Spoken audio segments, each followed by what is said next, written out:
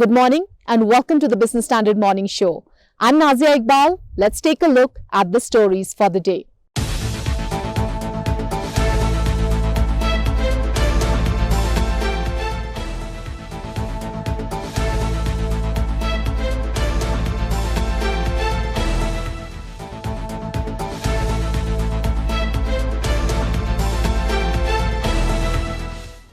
It's the 5th anniversary of demonetisation today.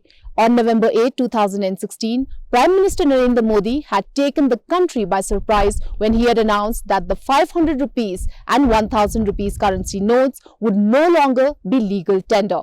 It led to a countrywide rush as people lined up before banks to exchange or deposit their hard-earned money.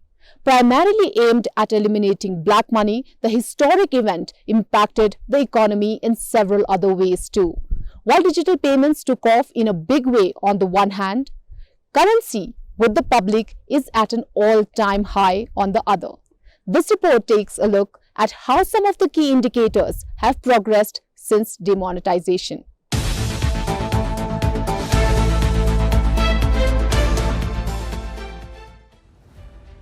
On November 8, 2016, Prime Minister Narendra Modi had announced demonetisation to weed out black money from the country. The move, which saw the currency notes of Rs 500 and Rs 1000 denominations getting banned, wiped out 86% of India's currency overnight. The currency with the public, which stood at Rs 17.97 trillion at the time, declined sharply to Rs 7.8 trillion in January 2017, soon after demonetisation. A few months later, of the Rs 15.41 trillion which had been demonetized, Rs 15.31 trillion came back to the RBI. So more than 99% of the demonetized currency notes were returned to the banking system. Large cash deposits have given rise to inquiries from probe agencies like the IT department and the Enforcement Directorate against millions of account holders. The government's efforts on this front remains a work in progress. A few months ago, the RBI asked banks to not destroy the CCTV footage of their branches from the demonetization period. What is the status 5 years later? Reserve Bank of India data show that the cash in circulation as on October 8 this year reached an all-time high of Rs 28.3 trillion, proving that cash is still the king. This figure is 57% higher than the level seen right before demonetization. The demand for cash also increased ahead of the festival season. The currency in circulation has been growing in line with the nominal GDP growth. As a percentage of GDP too, the cash in circulation has jumped sharply from 8.7% in FY17 to 14.7% in FY21. At the same time, the government's efforts to digitize the economy have also borne fruit. The number of transactions done through the Unified Payments Interface or UPI has seen an exponential rise since demonetization, from just 0.29 million in November 2016 to 4.2 billion transactions now. The value of UPI transactions touched a record high of $103 billion last month. Reducing India's dependence on high-value notes was another goal. But data from RBI's latest annual report show that the share of high-value currency notes like those of Rs 500 and Rs 2000 in terms of volume increased to 33.1% by the end of financial year 2021 from 9.2% in FY17. 1 in 3 notes in circulation as of March 2021 was of Rs 500 denomination. In FY16, the share of high-value notes like Rs 500 and Rs 1000 was 24.4%. One indisputable fact, however, is the formalization of the economy in the past few years. A report by State Bank of India's Economic Research Department last month said that India's informal economy shrank during the pandemic year. The research showed that the country's informal economy contracted from 52% of GDP 3 years ago to 15 to 20% in FY21. Although the pandemic caused most of this transformation, as the informal economy was the worst hit, some of it has been due to demonetization and the implementation of GST. We spoke to N.R. Bhanumurthy, economist and Vice Chancellor of Dr. B.R. Ambedkar School of Economics, for his insights on the long-term changes that have happened since demonetization. One, I think there is a increased formalization. Whether it is just because of demonetization is very difficult to ascertain that way. So demonetization together with GST implementation and the subsequent increase in the cashless transactions it has something must have really helped improve the share of formal sector. Now, is that at the cost of informal sector? I would say yes. However, I think we need to wait for more data. If you look at other indicators like, a number of people filing returns, the number of people working in the formal sector, they're all seen a substantial increase post demonetization. But as I said, whether it is completely due to demonetization, that is still a big question. It is a combination of many factors, including demonetization. The lockdown, everything started in the month of March. So that is the period where you do see that there is a significant increase in the holding of cash, largely for precautionary purposes. But later, after, now if you see the current situation, there is an increased UPI transaction. So in a way, demonetization has certainly must have led to reduction in the cash, holding of cash or cash transaction. But that was disturbed due to COVID-19. But right now, I think after 1 year or 1.5 years down the line, then we do see that there is an improvement in the overall cashless transactions. But in terms of black money, that is something, if you agree that the informal sector share has reduced, then certainly the black money component also should have reduced. We can only hope that black money in the economy has come down following efforts by the government after demonetization. Yet, the extent to which this has been achieved is still a question mark.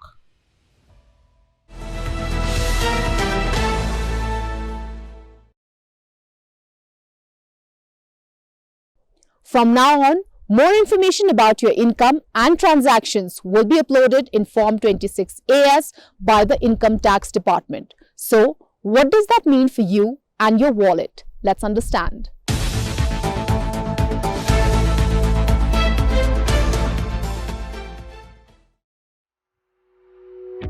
The Income Tax Department recently expanded the scope of information that is to be included in Form 26AS, making it more comprehensive. The IT department's aim is to populate as much as financial data as possible and to track down people who are not paying their due taxes.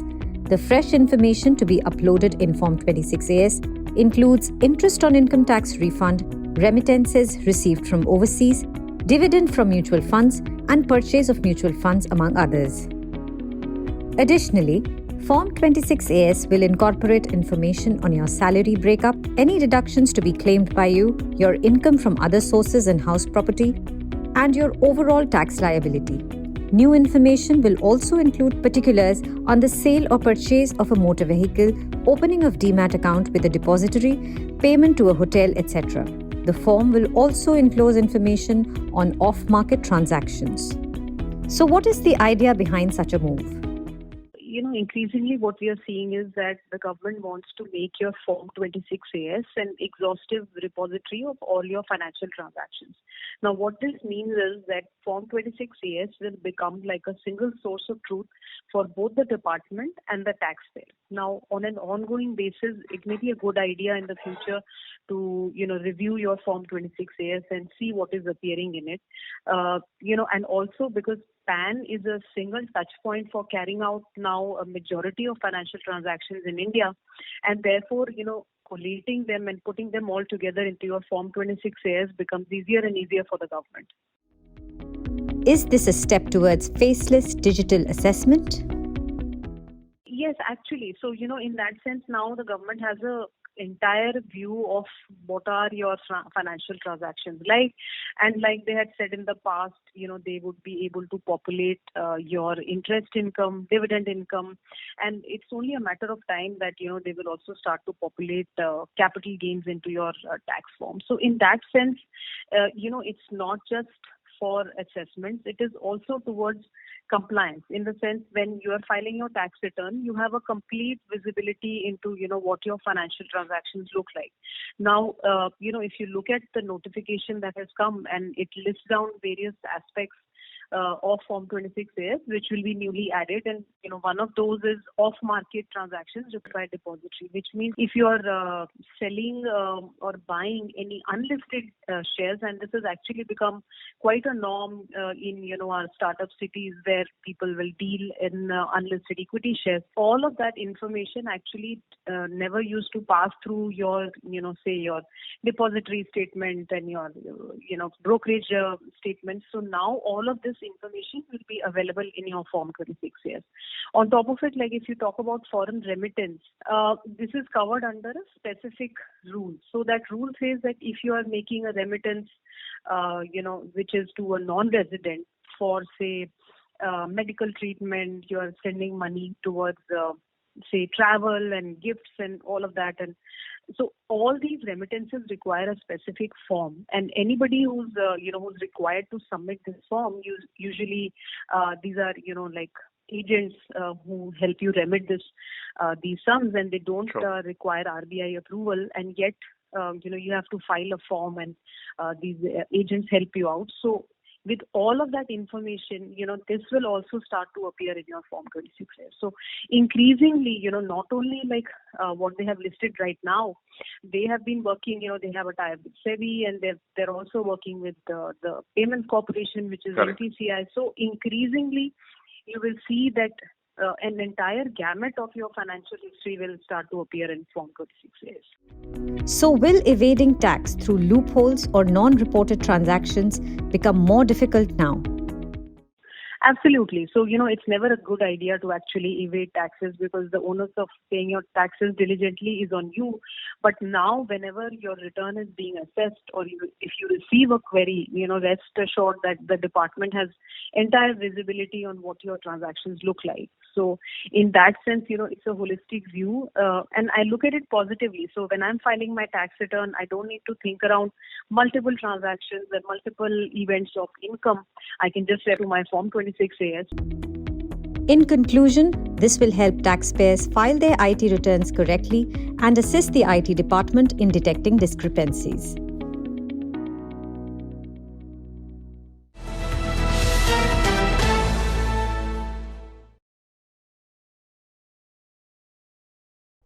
With the earnings season now drawing to a close and the US Federal Reserve suggesting that it is planning to roll back its $120 billion a month stimulus program started to help the pandemic-battered economy, the focus for Indian markets this week will shift to domestic triggers. However, with red flags around valuations and inflation and gradual withdrawal of liquidity standing tall, should you start booking profit? Let's see what the analysts are advising.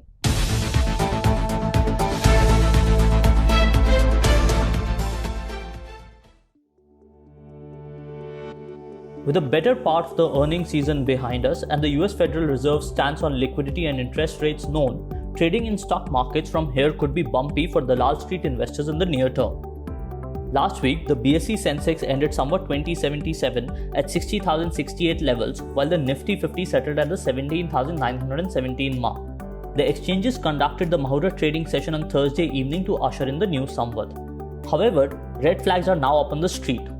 Analysts are advising investors to tread carefully as the markets face multiple headwinds, both from domestic and global factors, which could keep them choppy. The markets are going to be volatile, at least in the short term, because we have already seen weakness last week. And I assume that weakness will continue, except for possibly some sort of a bounce back because of the festive season. And normally what we see on Mother's Day is that the markets close in the positive. So I think people should utilize any sort of a bounce back to possibly book out to an extent. Because whatever said and done, all those red flags are very clear right now. The oil prices are shooting up.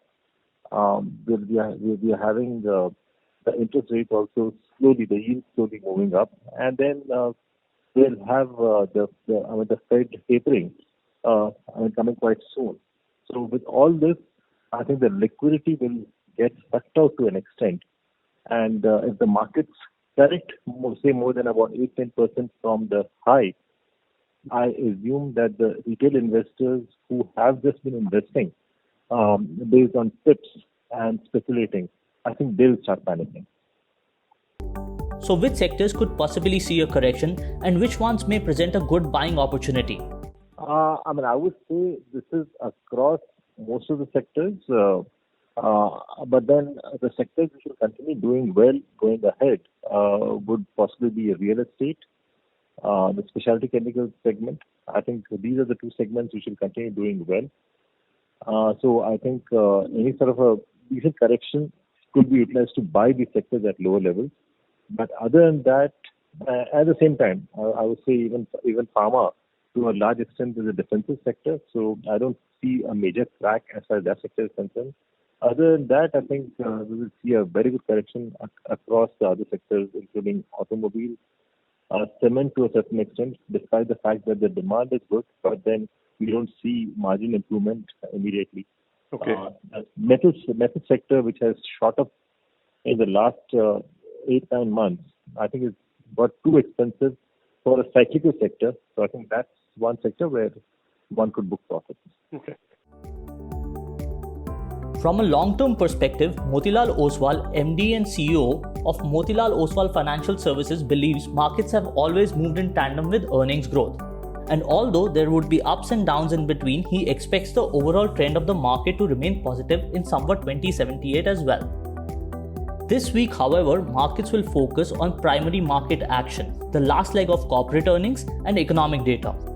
3 new initial public offerings of Paytm, Sapphire Foods, Latent View Analytics are set to hit the street this week. Moreover, Nykaa's share could also debut on the bourses on November 11th. In the secondary markets, stock-specific action will remain high with companies like Coal India, Hero MotoCorp, Ashok Leyland, MRF and BHEL slated to announce their results this week. On the economic front, retail inflation data for October will be released on November 12th. Globally, markets will react to the US Fed's decision today as the markets open for trade on the first day of summer 2078. Oil prices, FII fund activity and the rupee's movement will also guide the sentiment this week.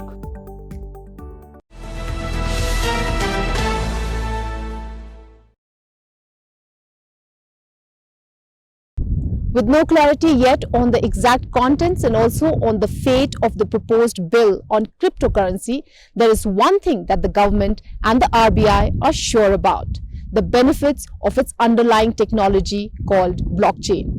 According to some reports, the proposed bill plans to leverage blockchain. RBI Governor Shaktikanta Das has also said that the blockchain technology's benefits should be exploited. In fact, various state governments are already using blockchain to store education and land records, and even exploring its use in elections. So what exactly is blockchain technology? Here's an explainer for you.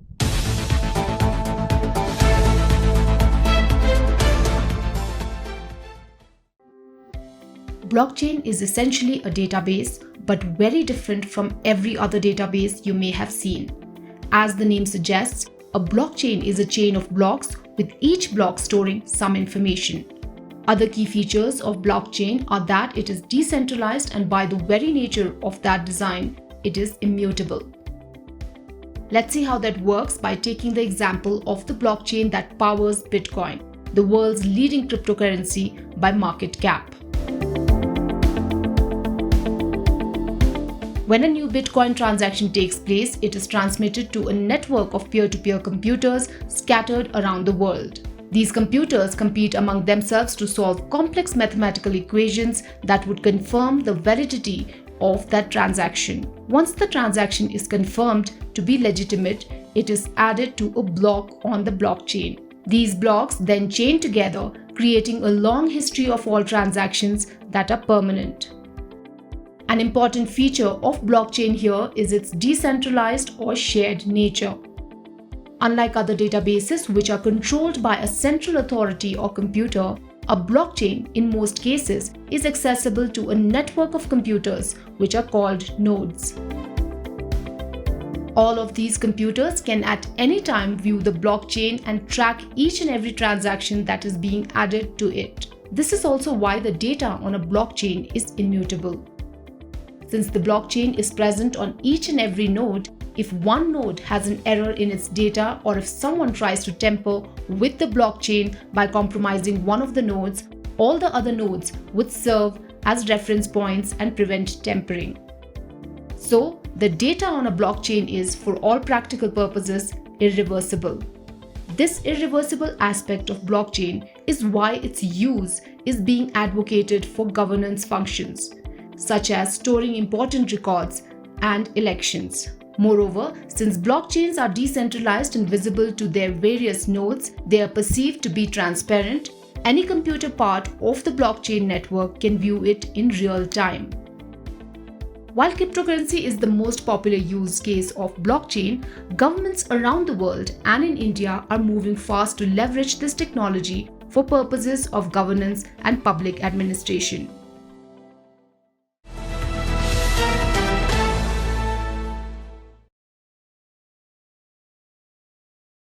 That's all we have for you today. We will be back tomorrow with more news and analysis in our next episode. Stay tuned. Thank you for watching.